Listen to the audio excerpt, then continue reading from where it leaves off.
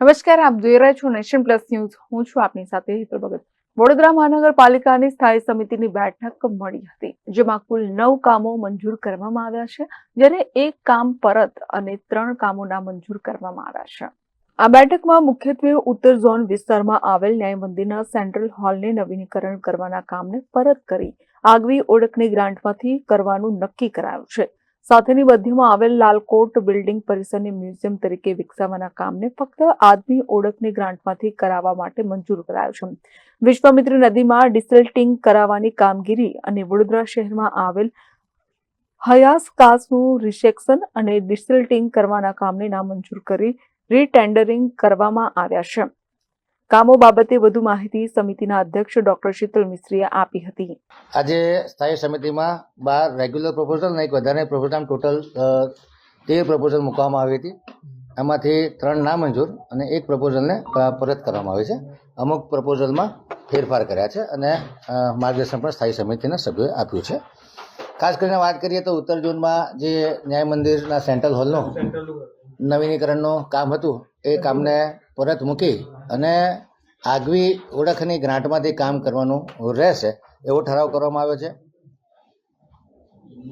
પાણી પુરવઠા પ્રોજેક્ટમાં જે સિવિલની કામગીરીનો ઇજારો હતો 3 કરોડની નાણાકીય મર્યાદામાં 28.10% ઓછાના ભાવપત્રને મંજૂર કરવામાં આવ્યું છે. સંગમ 4 રસ્તાથી એરપોર્ટ સર્કલ થઈને હરણી તળાવ સુધીનો જે ગૌરવપથ હતો એનું જે રિવાઇઝ ખર્ચ રોડ વાઇડનિંગના લીધે મૂકવામાં આવતા કામને નામંજૂર કરવામાં આવ્યું છે. વૈકુંઠ 4 રસ્તાથી ફિનિક્સ કોમ્પ્લેક્સ 7 હેવન સુધીનો રસ્તો જે વ્હાઇટ ટોપિંગથી કરવાનો હતો, એ કામને 0.5% ઓછા અને 6,78,00,000ના કામને મંજૂરી આપવામાં આવી છે. શહેરના મુખ્ય રસ્તા પર સેન્ટ્રલ લાઇટિંગ કરવા માટે વાર્ષિક ઇજારાથી એલઈડી ખરીદવાના કામને 2,13,92,500 1.86% ઓછાના ભાવપત્રકને મંજૂરી આપવામાં આવી છે. વડોદરા શહેરના મુખ્ય રસ્તા પર સેન્ટ્રલ અને સાઇડ લાઇટિંગના જર્જરિત અંડરગ્રાઉન્ડ કેબલને બદલવાના કામને 2,37,347 18.52% વધુના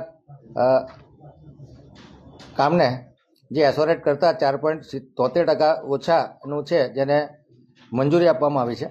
ડ્રેનેજ પ્રોજેક્ટ શાખા દ્વારા સમા કેનાલ પછી લીલેરા પાસે નવીન સુવિધ પમ્પિંગ સ્ટેશન 5 વર્ષના ઓએનએમ સાથે 9.75%ના વધુ ભાવથી 5.84 કરોડના ખર્ચે જે કામ કરવાનું છે એને મંજૂરી આપવામાં આવી છે.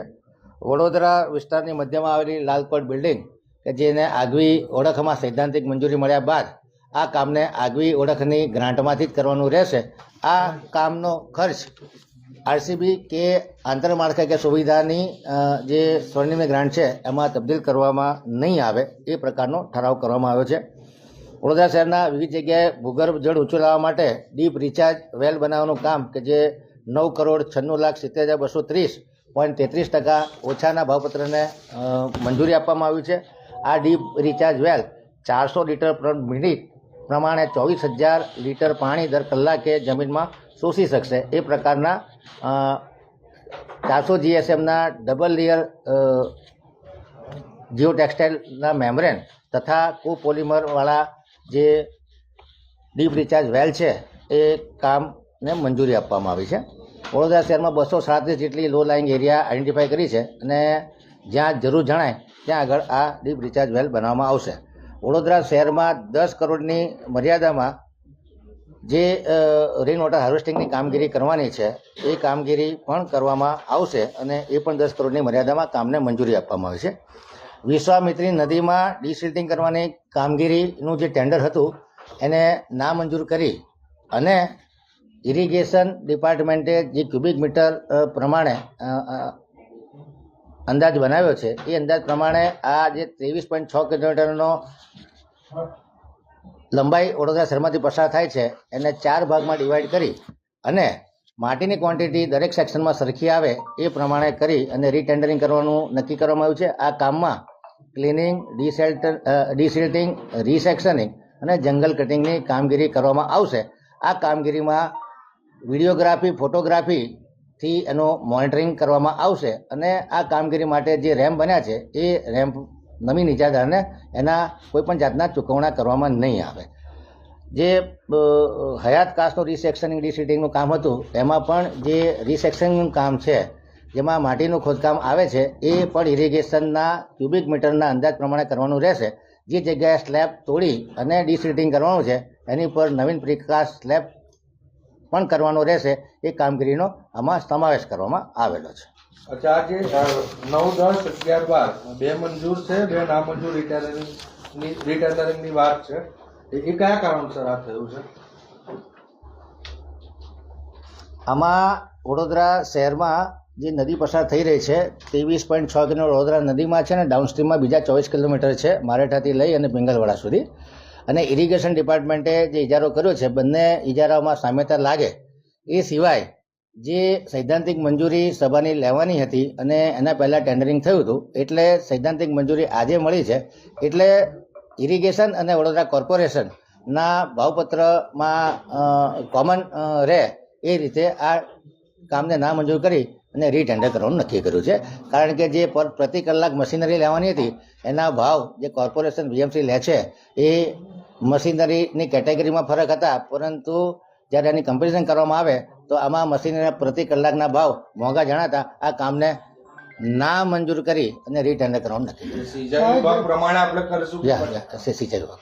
અચ્છા, રીટેન્ડરની હવે જ્યારે વાત આવી છે ત્યારે હવે સમય મર્યાદા પણ વધશે તો જે કામ 100 દિવસમાં પતાવવાની વાત છે તો એ હવે કેટલો સમય લાગશે? મેં કીધું એમ કે 15-20 દિવસ સમય થયા છે. અત્યારે જાન્યુઆરી મહિનો ચાલી રહ્યો છે. ફેબ્રુઆરી 15 સુધીમાં પણ આપણે કામ ચાલુ કરીએ તો જૂનની 15 તારીખ પહેલાં કામ પતી જશે અને મોટાભાગની કામગીરી પૂર્ણ કરવામાં આવશે.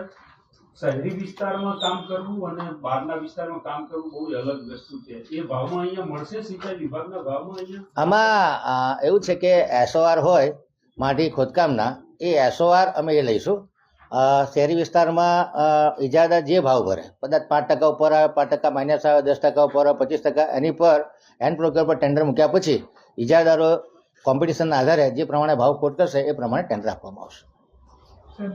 વિશ્વામિત્રીનું આ કામગીરી જે કરી રહ્યા છીએ આખી રૂપરેખા શું રહેશે? જે અંદર જે જળચર પ્રાણીઓ છે જેમ કે મગર એને ક્યાં શિફ્ટ કરવામાં આવશે? જંગલ ખાતાના અધિકારીઓને સાથે રાખવામાં આવશે. જે પિંજરાની જરૂર પડશે પિંજરાની વ્યવસ્થા કરવામાં આવી છે. લગભગ 150 જેટલા મગર કમાટી બાગ અને સફારી ગાર્ડન ખાતે સ્પેશિયલ એન્ક્લોઝર પાણી સાથેનું બનાવી અને આ મગરોને રાખવામાં આવશે. Bureau report nation plus news Vadodara. સમાચારોના સતત અપડેટ મેળવવા માટે અમારી નેશન પ્લસ ન્યૂઝની યુટ્યુબ ચેનલને સબસ્ક્રાઇબ કરો, બેલ આઇકન દબાવો અને જોડાયેલા રહો ફેસબુક, ઇન્સ્ટાગ્રામ અને ટ્વિટર પર.